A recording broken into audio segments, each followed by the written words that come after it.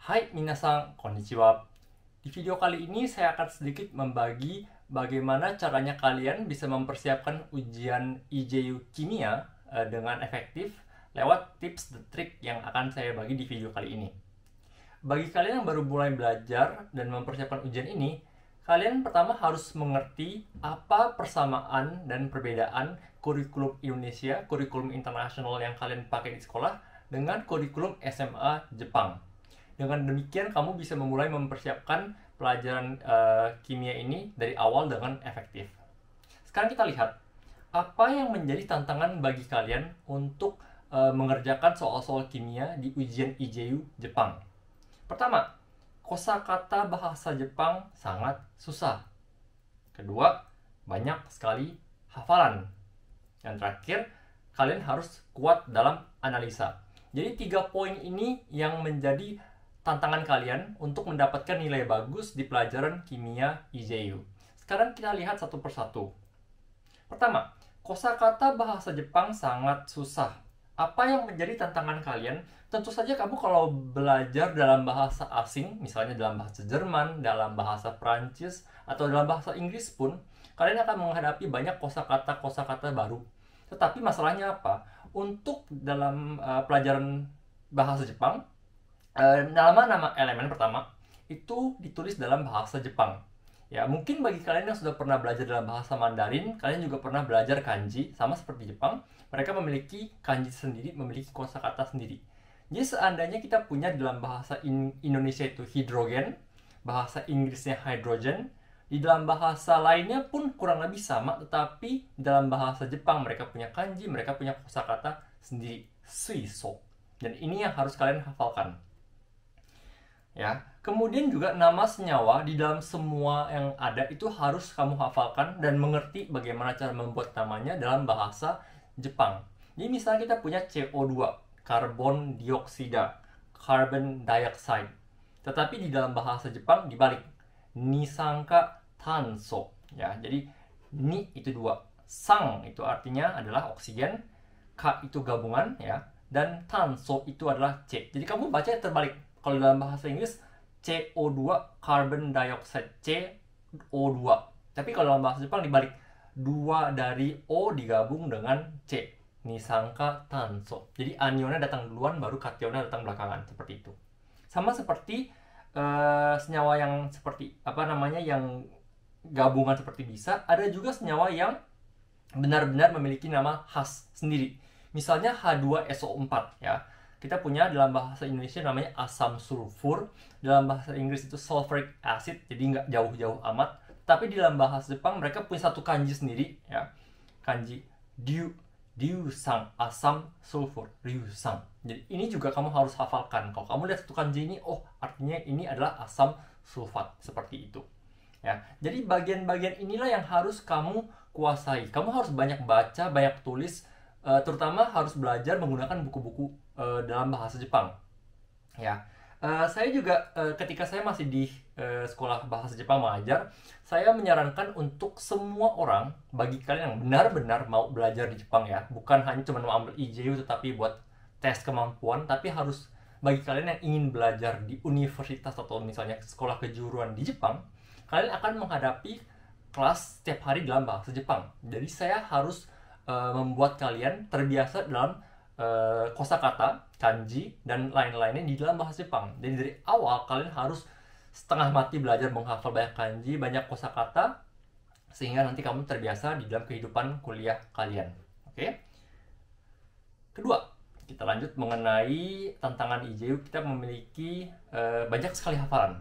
Ya, di dunia kimia ya, di dunia pelajaran kimia SMA banyak sekali hafalan, tidak hanya di SMA Jepang tetapi Indonesia, Inggris, USA dan sebanyak tempat lain pun hampir semua sama. Pertama, untuk menjawab soal IJU, pertama harus tahu banyak hal. Bagi kalian yang mungkin nggak mengerti maksud saya seperti apa, kalau misalnya kalian hafal hanya setengah-setengah, kalian tidak bisa menjawab soal dengan benar. Maksudnya apa? Jadi nanti kamu akan ketemu soal, terutama soal di kimia inorganik bab 3. Itu kamu ditanya seperti tabel ya. Jadi ada 3 pertanyaan. Pertanyaan 1 jawabannya apa, pertanyaan 2 jawabannya apa, pertanyaan ketiga jawabannya apa. Dan setiap di dalam 3 pilihan ini, dalam 3 soal ini, walaupun jawabannya yes or no, kamu akan mendapatkan semua pilihannya. Jadi kamu ada kombinasinya, ada 2/3 sama 8 atau misalnya berapapun itu, akan ada banyak sekali pilihan sehingga kalian tidak bisa nebak-nebak lagi, ya. Kalau kalian nggak bisa mengerjakan 1 dari 3 ini, walaupun kamu bisa mendapatkan bisa hafal 2 pengetahuan ini, asalkan kamu lupa 1, kamu tidak akan dapat poin. Maka kamu nggak boleh setengah-setengah belajar hafalan kimia, ya. Jadi seandainya kalian tidak terbiasa mengerjakan soal-soal ini, kalian harus melakukan banyak repetisi, harus review apa yang sudah kalian pelajari, terutama di pelajaran mengenai hafalan yang ada di bab ketiga, kimia inorganik, seperti itu. Terakhir, mengenai tantangan yang ketiga adalah mengenai analisa. Akan ada banyak soal-soal hitungan pada dasarnya yang harus membutuhkan tidak hanya kemampuan kalian menghafal, tidak hanya kemampuan kalian menghitung, tetapi kemampuan menganalisa. Bedanya apa? Ya, pertama gini, kalian akan menemukan banyak soal seperti di bab 2 dan bab 4, kimia analisis dan kimia organik. Kimia analisis itu seperti pelajaran kimia secara umum, jadi kimia teori ya, mengenai asam basa, reaksi oksidasi reduksi, mengenai elektrolisis, mengenai kalor, equilibrium, dan macam-macam reaksi lain. Itu semua secara total kita sebut dengan kimia analisis atau kimia teori. Ya, ini dan bab 4 di mana ngomong tentang kimia organik. Kamu memiliki reaksi alkohol dengan misalnya carboxylic acid jadinya ester, dan kemudian kamu punya fenol, kamu mau memisahkan gugus aromatik dan sebagainya. Itu semua soal-soal yang butuh banyak hafalan dan hitungan, ya.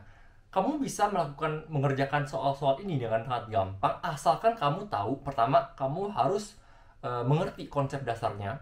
Kamu bisa menggunakan informasi ini digunakan untuk soal seperti apa sih, itu yang penting, ya.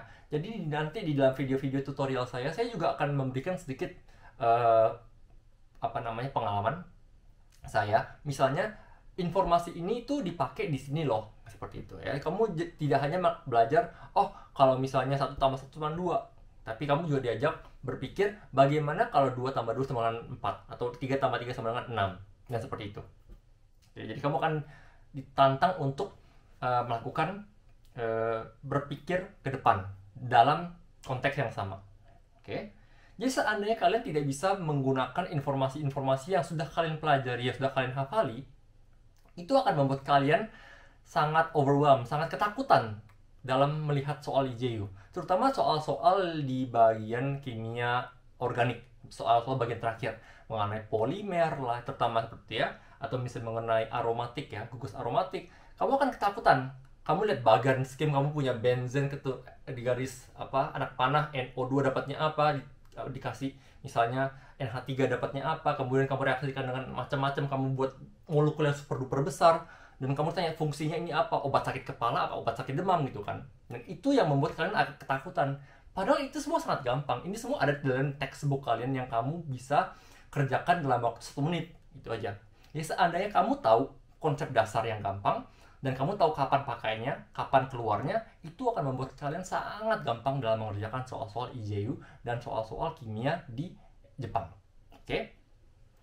Nah, di dalam 3 tantangan ini, saya terakhir ingin menutup dengan bagaimana cara untuk menghadapi IJU. Tips yang pertama, harus banyak belajar dan menulis kanji, kosakata, ya.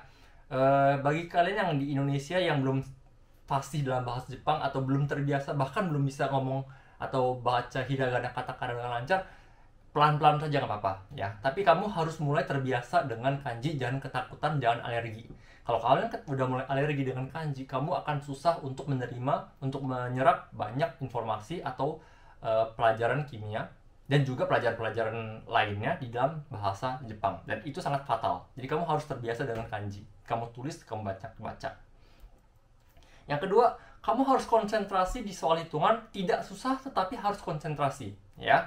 Jadi misalnya mengenai ini juga tidak hanya untuk IJU Jepang, ini juga tips untuk mengerjakan soal kimia di kurikulum apapun itu, ya. Terutama misalnya dalam soal bab kedua, kamu punya apa ya, misalnya kamu punya gas campuran oksigen dan gas, misalnya apa ya, ozon ya. Kemudian kamu campur, kemudian kamu tanya berapa pressure-nya, tekanan parsialnya berapa, atau misalnya kamu tanya berapa volumenya, kamu bakar ini, kamu dapat oksigen berapa, kamu dapat CO2 berapa, kamu lepaskan air berapa, dan itu semua sangat sangat kompleks. Makanya kamu harus konsentrasi ya. Kalau kamu bisa konsentrasi, kamu tahu apa sih yang menjadi masalahnya, bagaimana cara menghitungnya, kamu bisa mengerjakan soal ini dengan hitungan anak SD. Ya, asalkan kamu tahu harus cari mol, harus cari liter, harus cari gram, harus cari misalnya berapa ampere kalau dalam elektrokimia dan sebagainya. Itu yang harus kamu konsentrasi. Dan terakhir ya, ini mengenai hafalan, kamu harus terus sering lihat dan review ya. Jadi kalau kamu nanti ada kesempatan, misalnya kamu ada waktu ke Jepang lah untuk jalan-jalan, kamu mampir ke toko buku Jepang, kamu lihat anak buku-buku orang Jepang itu seperti apa sih.